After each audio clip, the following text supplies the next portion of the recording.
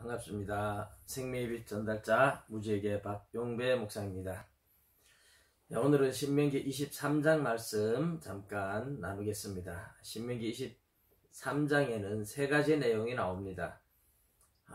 하나는 여호와의 총회에 들어오지 못할 사람, 말하자면 아말렉이라든지 모압이나 암몬 같은 사람들이 여호와의 총회에 들어오지 못한다, 그렇게 하는데, 특별히 이스라엘 백성들이 가나안으로 들어오는 길을 방해했던 사람들에 대한 이야기입니다. 하나님의 나라를 가로막았던 그들이 하나님의 총회에 들어올 수 없다, 하나님의 총회에 들어올 수 없다, 이 말은 하나님의 백성이 될 수 없다, 그런 이야기죠. 그리고 이제 9절에서 14절까지 내용이 전쟁에 나간 군인들이 전쟁을 위해서 천막을 치고 진영을 치고 이렇게 전쟁을 준비하고 싸우고 할 때 진영을 거룩하게 하라 하는 이야기가 나옵니다. 진영을 거룩하게 하는 이야기에 특별히 이제 대변을 보고 했을 때, 그냥 대변을 주변에 보면 거룩하신 하나님이 함께 할 수 없다고 말씀을 하시면서, 하나님이 함께 해야 승리하는데 함께 하기 위해서는 그 대변을 볼 때 삽을 가지고 나가서 땅을 파고, 그리고 대변을 보고 흙으로 덮어서 보이지 않게 하라, 그렇게 말씀을 해요. 그래서 진영을 깨끗하게 해야, 거룩하게 해야 하나님이 함께 하신다. 이 이야기는 참 재미있는 이야기인데요. 사실 전쟁을 하는 군인들이 옛날에는 오늘날 같은 이런 것이 화장실 문화가 제대로 없고, 또 전쟁 중에 화장실을 들고 다니는 것도 아니고, 그러니까 그냥 드러나게 보면 탈이라든지 온갖 이제 해충들이 들끓어서 질병을 옮길 수가 있겠죠. 그래서 군인들의 건강을 해치니까 하나님께서, 하나님이 거룩하니까 함께 할 수 있도록 지저분하지 못하게 해라 하는 말씀 속에서 사실은 이스라엘 군인들의 건강을 배려하는, 병에 걸리지 않도록 건강을 배려해 주시는 그런 섭리가 들어 있습니다. 그 시대 사람들은 몰랐겠지만 오늘날 이제 위생관념으로 볼 때는 하나님께서 거룩이라는 이름 하에 백성들의 건강도 이렇게 배려해 주고 계시다 하는 것을 알 수가 있습니다. 그리고 마지막 15절에서 25절까지는 약자들을 보호하라 하시는 말씀을 합니다. 가난한 자들을 돌아보도록, 그래서 거룩한 삶을 살라고 합니다. 사회 속의 약자들, 이것은 공동체가 어쨌든 돌아보고 책임져야 하는 중요한 사건입니다.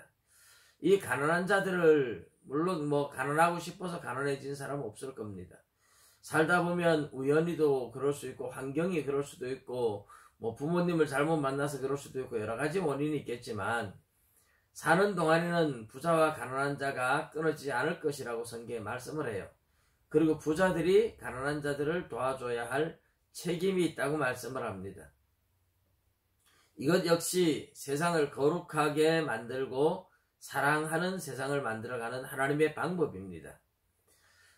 가난한 자들을 무시하거나 멸시하거나 이러면 가난하고 억눌린 자들의 마음속에 분노가 생기고, 사회에 대해서 분노가 생기고, 세상에 대해서 비방하고 비관하고, 그래서 잘못하면 이제 사회의 어떤 암적인 존재가 될 수 있겠죠. 하나님께서는 그래서 사랑을 주고받으면서 서로 사랑할 수 있도록, 부유한 자들이 가난한 자들에게 사랑을 베풀음으로 인해서 주는 사람도 기쁨이 있지만 받는 사람도 감사가 있고, 그래도 세상은 살만하다, 그래서 세상을 비관하거나 세상을 나쁘게 보고 그렇게 암적인 존재로 자랄 일이 생기질 않습니다. 그래서 언제나 우리는 가난한 자들은 자기 탓이지 하고, 부유한 자들이 자기들끼리 잘 먹고 잘 살면, 그렇게 하다 보면 이제 공산주의 같은 것이 생기는 거죠. 공산주의가 그래서 생긴 겁니다. 가난한 자들을, 억눌린 자들을 돕는다는 미명하에 가난한 자들을 선동해서 부자들에 대해서 분노를 이제 품게 만들고, 그래서 그런 선동을 통해서 혁명을 일으키고, 결국은 가난한 자들을 도와주는 것이 아니라 혁명을 일으킨 공산당의 우두머리들, 자기들끼리 잘 먹고 잘 사는 독재를 만들지만, 그러나 이런 가난한 자들을, 그들의 마음속에 들어있는 분노들을 자극해서 세상을 악한 세상으로 만들어가는 것이죠. 우리 하나님께서는 그래서 가난한 자들을 배려하라 하는 이 말씀 속에는 가난한 자들을 위한 것만 아니에요. 부자들을 위한 것도 되고 세상을 위한 것이 됩니다. 사랑의 세상, 분노가 쌓이지 않는 세상, 좋은 세상을 만들려고 하는 것이죠. 그래서 하나님께서는 하나님의 나라를 세워나가는데 방해하는 모압이라든지 이런 세력들은 여호와의 총에 아예 들어오지 마라, 못하게 해라 하는 것과, 전쟁 중에 하나님의 나라를 세워나가는 것이죠. 영적 전쟁이죠. 이 전쟁 중에 거룩하게, 진영을 거룩하게 해라. 이거는 이제 육체적으로 보면 실제로 이제 대변을 아무데나 보고 날파리가 들끓어서, 그래서 이게 굉장히 위생관념이 무너지고 병들 수 있는 그런 것이지만, 이게 영적으로 보면요, 우리가 죄를, 영적 전쟁을 하는데 철저하게 죄를 회개하고 거룩해져야 하나님이 함께하고 영적 싸움에서 이길 수가 있다는 뜻입니다.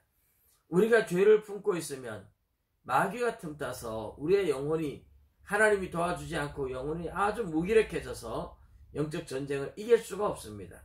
그래서 영적 전쟁을 하나님께서 하는 방법을 가르쳐 주는 것이기도 합니다. 실제로 육체적, 물질적 전쟁이지만 이 전쟁에 너희들 거룩하게 진영을 유지해라, 그것을 통해서 하나님이 도와준다 하는 것이지만, 여기에 영적 전쟁에 대한 교훈도 같이 들어있다. 가난한 자들을 도와주는 것 역시 하나님의 나라를 든든히 세워나가는 중요한 의의 기초가 된다 하는 것을 보여주고 있습니다. 저와 여러분도 하나님의 나라를 위한 영적 전쟁을 하고 있습니다. 우리 자신들을 거룩하게 하고, 가난하고 약한 자, 마음에 어떤 분노가 쌓일 수 있는 이런 사람들을 버려두지 말고 사랑해주고 감싸주고 위로해 주어서 함께 손잡고 나가는 거룩한 공동체, 거룩한 하나님의 나라를 만들어 가시기를 주님의 이름으로 축복합니다. 감사합니다.